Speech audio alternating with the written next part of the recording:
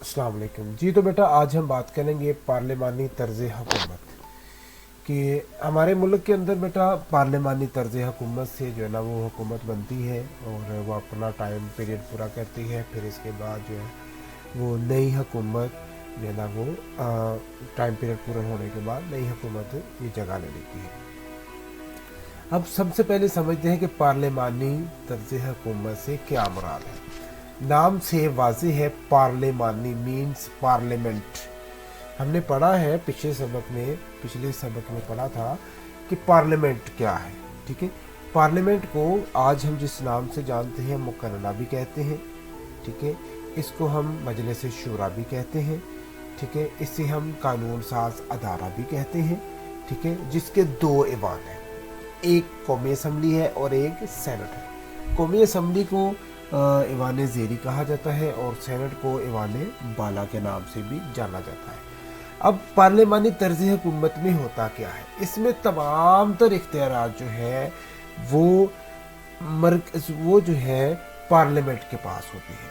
ठीक है, अब कोई भी फ़र्द जो इलेक्शन के दौरान कोई भी सियासी पार्टी जो ना वो सादा अक्सरियत हासिल कर ले या कोई भी सियासी पार्टी जो मिल बैठकर दीगर पार्टीज़ को मिक्स करके सादा अक्सरियत हासिल कर ले, उनमें सबसे बड़ी पार्टी को जो ना वज़ारत उज़्मा जो है ना वो पेश की जाती है या दे दी जाती है।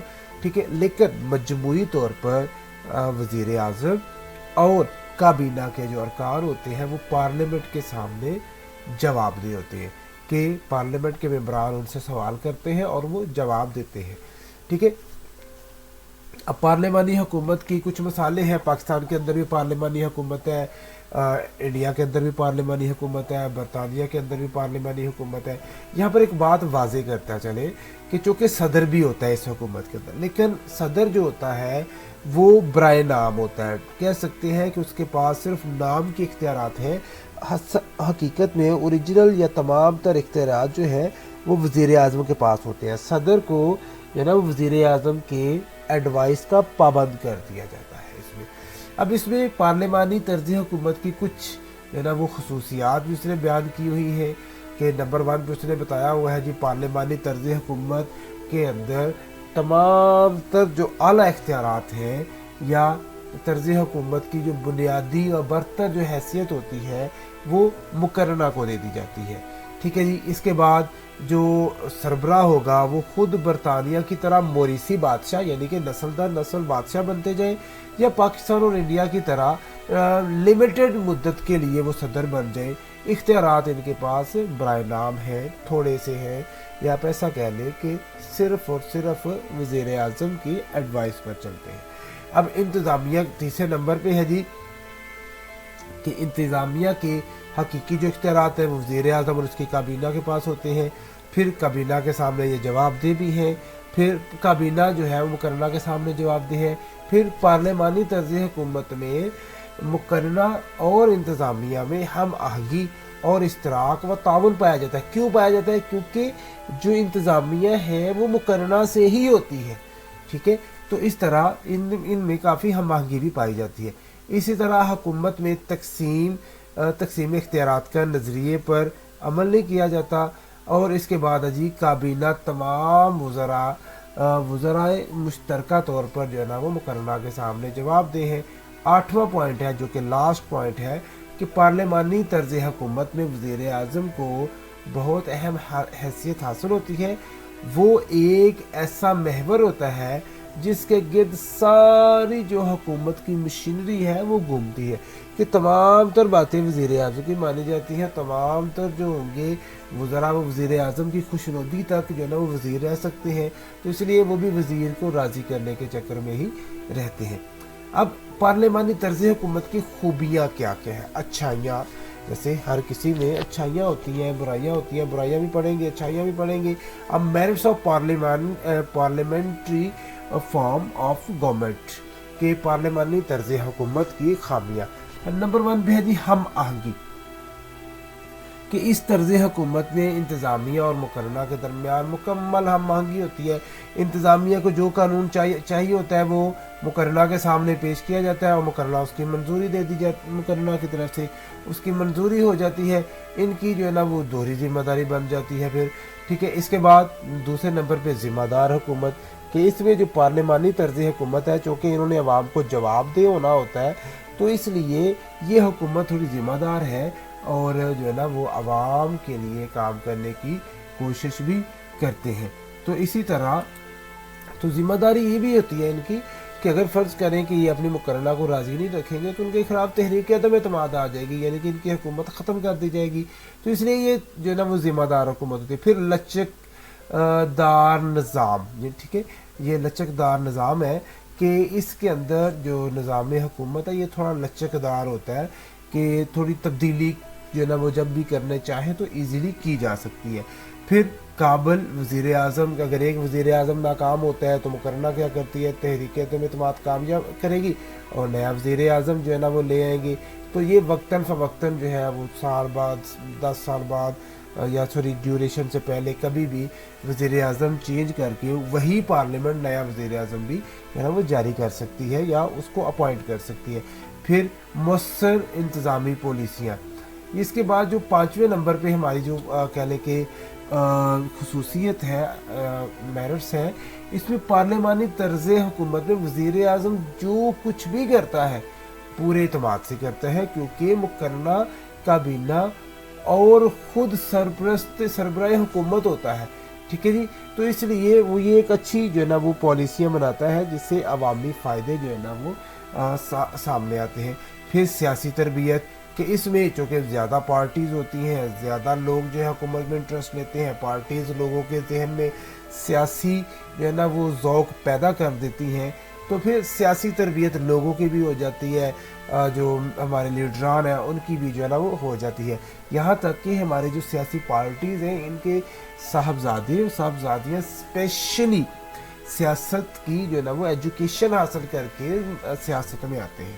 پھر ہے جی حزب مخالف کا کردار. حزب مخالف یہ ہوتا ہے کہ وزیر اعظم کا اپوزٹ جو جماعتیں ہیں ان کا سربراہ. اب یہ تو نہیں ہو سکتا کہ ساری کی ساری پارلیمنٹ وزیر اعظم کے ساتھ ہو جائے یا ساری کی ساری پارلیمنٹ وزیر اعظم کے جو ہے نا وہ خلاف یا ساتھ کچھ بھی. ٹھیک ہے، تو اس لیے جو حزب اختلاف ہے وہ لازمن ہوتا ہے. کچھ پارٹیاں حکومت کے ساتھ ہوتی ہیں، کچھ حکومت مخالف ہوتی ہیں. جو حکومت مخالف پارٹی کا سربراہ ہوگا پارلیمنٹ قومی اسمبلی کے اندر، ٹھیک ہے، اسے حزب مخالف کہیں گے. یہ کیا کرتا ہے کہ حکومت کی بنائی گئی پالیسیاں، حکومت کے کیے گئے کام کے اوپر جو ہے نا وہ تنقید کرے گا. پنجابی میں کہنا کیڑیاں کر دے گا. ٹھیک ہے، وہ نکتے چینی کرے گا. تو اس سے حکومت کو کیا ملتا ہے کہ حکومت جو ہوتی ہے وہ ان خامیوں کو دیکھتی ہے اور اس کے بعد خامیوں کو دیکھنے کے بعد جو ہے نا اپنے لیے بہتر اقدام کرتی ہے، ان خامیوں کو دور کرنے کی کوشش کرتی ہے. یہاں پر ایک کہنے کے لطیفہ بھی لکھا ہے، جیسے لطیفہ نہیں لیکن یہ صحیح بات ہے کہ جارج برونڈ شاہ کہتا ہے کہ برطانیہ کے اندر جو وزیر اعظم ہوتا ہے نا وہ اتنا اپنی بیوی سے نہیں ڈرتا جتنا وہ حزب مخالف کے لیڈر سے ڈرتا ہے. مینس کہ اس کی معلومات اس کے بارے میں جو ہے نا وہ کھوج لگا کے رکھتا ہے کہ یہ مجھے کہاں پر پکڑے گا، کس بات کے اوپر جو ہے نا وہ میری خامی نکالنے کی کوشش کرے گا. تو اس طرح جو حزب مخالف ہے اس کا کافی کردار پازیٹیو ہے. یہ اسی رولز کے تحت ہے کہ تنقید برائے تعمیر، کہ آپ تنقید تو کرو لیکن اس غرض سے کہ کوئی بہتر کرنے کی کوشش کرے.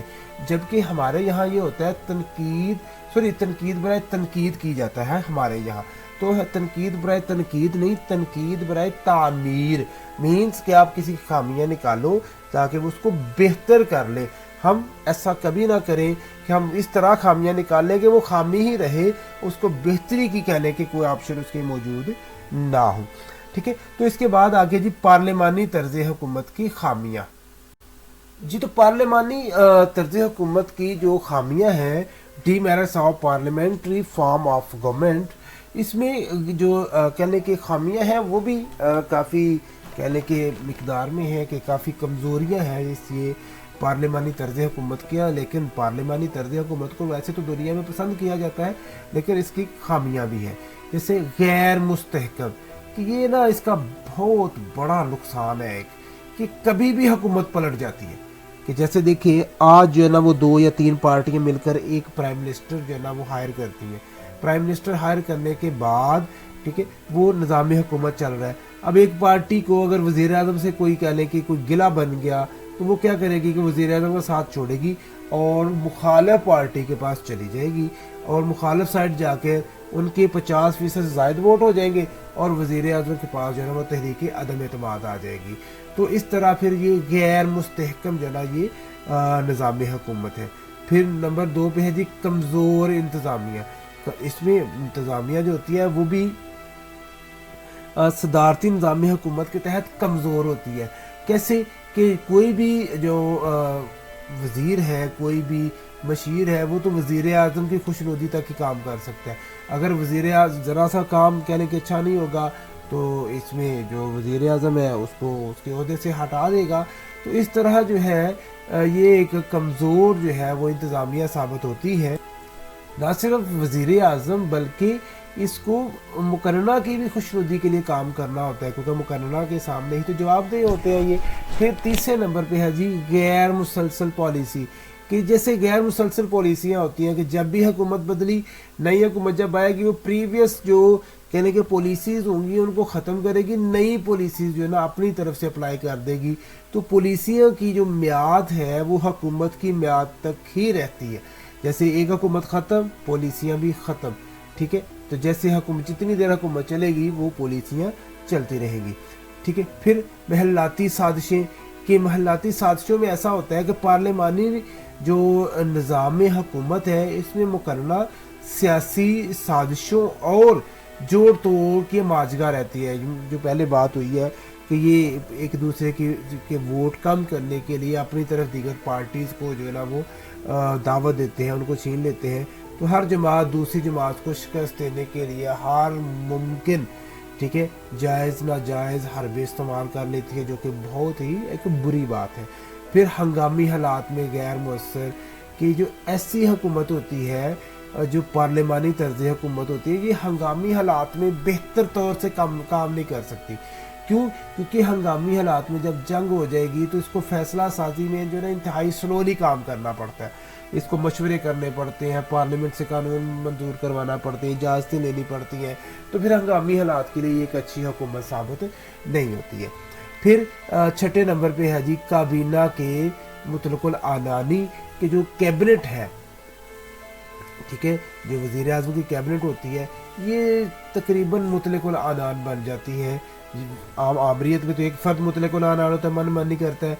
तो इसमें पार्लिमानी निज़ाम में काबीना जो है ना मुतलकुल आनान बन जाती है। तो वो अपने अंदाज से अपने हिसाब से जो है ना वो निज़ाम हुकूमत चलाती है, ठीक है। वो किसी की बात नहीं मानने को तैयार होते, वो मन मानियाँ करते हैं। फिर इंतज़ामी अमूर में बेतवजही। कि इसमें यह भी होता है कि जो इस तरह की हुकूमत होगी ना वो वज़रा को अपने इंतज़ामी फ़राइज़ के अलावा पार्लिमानी फ़राइज़ भी अदा करना पड़ते हैं। अपने जो हल्का है वहाँ पर तरक्याती कामों को देखना पड़ता है, बैरून मुल्क के दौरों पे जाते हैं। तो इस तरह ये फिर मुल्क के अंदर जो इंतज़ामी अमूर है उसके ऊपर तवज्जो देने में ये थोड़े नाकाम रह जाते हैं, जिससे वो महकमा भी ख़राब हो जाता है, डिस्टर्ब हो जाता है। फिर नाअहल अफराद का तकर्रुर। क्योंकि पार्लिमानी तर्ज हुकूमत के अंदर होता यह है जिसको ज़्यादा वोट मिलेंगे वो जीतेगा। ये नहीं कहीं भी लिखा होगा कि जिसको 50% से ज़्यादा वोट मिलेंगे वो जीतेगा।